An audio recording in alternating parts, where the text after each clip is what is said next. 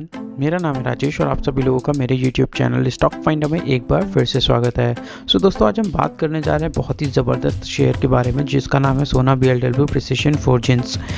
अगर हम 1 मंथ का रिटर्न देखें दोस्तों तो ये लगभग 6.5% स्टॉक जो है वो गिर चुका है और 1 ईयर में दोस्तों ये स्टॉक लगभग 231 रुपये इसने गिरावट दिखाई है। स्टॉक ने जो कंपनी है वो कामकाज करती है सोना BLW प्रिसिशन जो है India based automotive technology company है दोस्तों।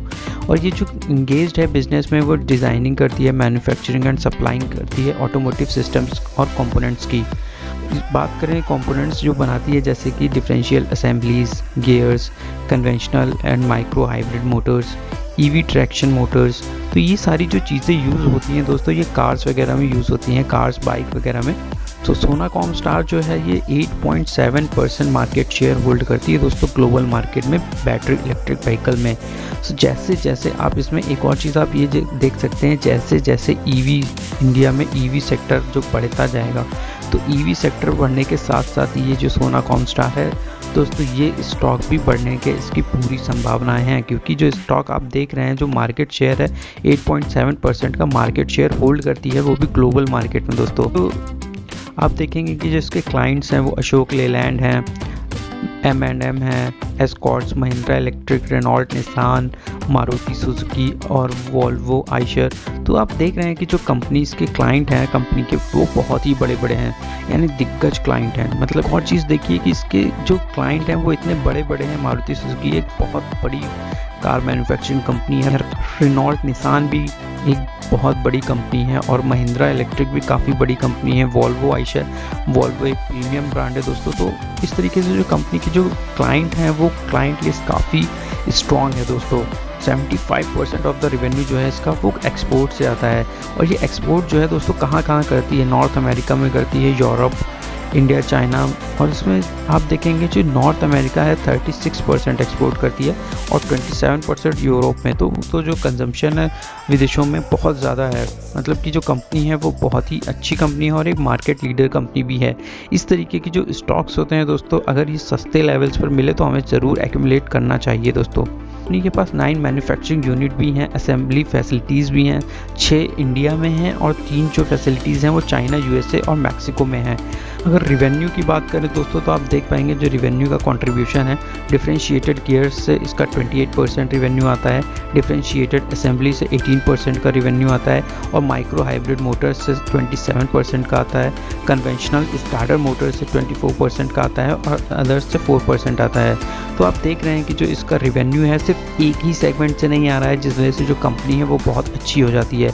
ये जो कंपनी है इसके हर प्रोडक्ट से, हर कंपोनेंट से जो इसका रिवेन्यू आ रहा है ये एक और प्लस पॉइंट देता है कंपनी को कि सिर्फ इसका ये नहीं है कि सिर्फ एक ही प्रोडक्ट जो है वो मार्केट में चल रहा है, मार्केट में डिमांड है, बट इसके जो ओवरऑल जो कंपोनेंट्स कंपनी बना रही है, जो भी चीज़ें बना रही है उसमें हर जो कंपोनेंट है दोस्तों उसकी डिमांड है। इस वजह से जो इसका जो आप रिवेन्यू कंट्रीब्यूशन देख रहे हैं तो वो भी बहुत अच्छा निकल के आ रहा है। तो 24,204 करोड़ के मार्केट कैप है और डिविडेंड यील्ड इसकी 0.37% की है और करंट मार्केट प्राइस अभी जो चल रहा है दोस्तों 424 रुपीज़ के अराउंड चल रहा है और ROE देखेंगे तो 20.6% की है। कंपाउंडेड सेल्स ग्रोथ आप देखोगे 3 ईयर की तो 40% निकल के आ रही है, बहुत ही शानदार नंबर से दोस्तों। कंपाउंडेड प्रॉफिट ग्रोथ आप देखोगे तो 50%, बहुत ज़बरदस्त है दोस्तों। ये कंपनी एकदम लाजवाब कंपनी है। फेस वैल्यू आप बात करेंगे तो 10 रुपये की है। बहुत ही ज़बरदस्त फंडामेंटल्स है कंपनी के और कंपनी का जो वर्क है वो भी काफ़ी शानदार है। बात करें तो बहुत ही important aspect shareholding pattern की, तो आप देखेंगे कि जो स्टॉक में 54% की जो होल्डिंग है वो प्रमोटर्स होल्ड करते हैं और 11% की जो होल्डिंग है वो पब्लिक के पास है और जो 24% की जो होल्डिंग है वो DIIs के पास है और 11% की होल्डिंग FIIs के पास है। तो इस स्टॉक में आप देख रहे हैं कि DIIs भी एंट्री अपनी कर रहे हैं, FII भी इस स्टॉक को लेके बुलिश हैं, तभी वो अपनी जो स्टेक है उन्होंने बढ़ाई हुई है।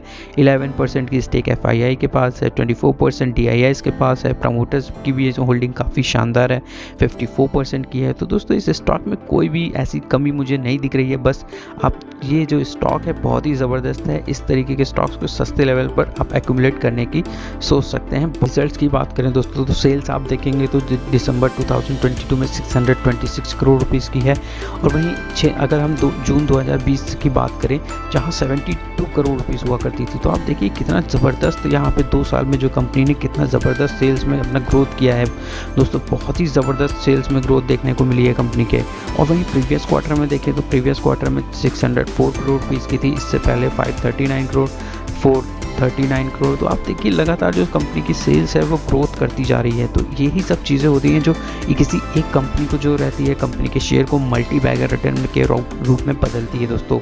और वहीं ऑपरेटिंग प्रॉफिट की बात करें तो 170 करोड़ रुपीज़ के अराउंड चल रहा है, और वहीं 2020 में 16 करोड़ रुपीज़ के अराउंड हुआ करता था। तो आप ये देखिए नेट प्रॉफिट 96 करोड़ रुपीज़ का है, और वहीं जून 2020 में 1 करोड़ रुपीज़ का इनको लॉस हुआ था।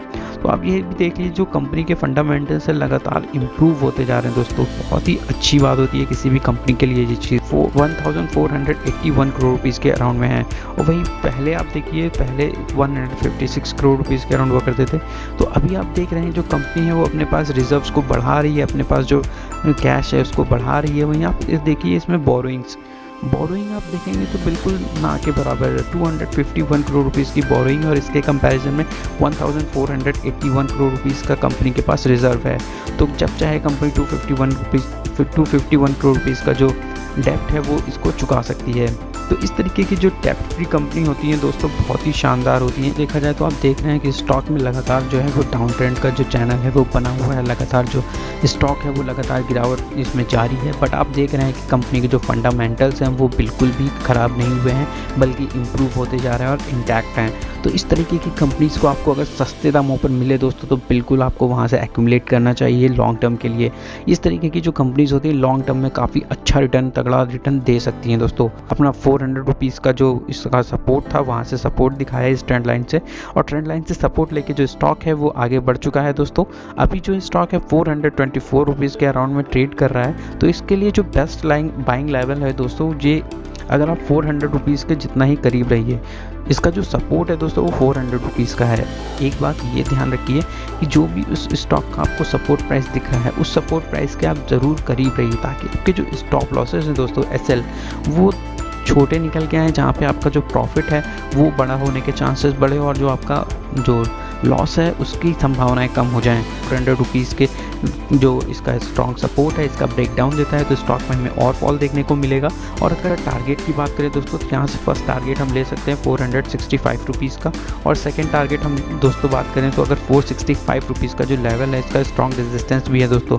अगर इस लेवल को निकालता है तो स्टॉक में हमें और अच्छा मोमेंटम देखने को मिलेगा, तो स्टॉक फिर हमें ईजिली दोस्तों 500 रुपीज़ का जो लेवल है ये भी दिखाएगा। और लॉन्ग टर्म में बात करें दोस्तों तो ये ईजिली हमें अच्छा खासा रिटर्न दे सकता है। सो इस स्टॉक के जो नेक्स्ट Q4 के जो रिजल्ट भी आने वाले हैं तो वो भी आप देखते रहिएगा। सो मिलते हैं दोस्तों नेक्स्ट वीडियो में। Thank you for watching my video.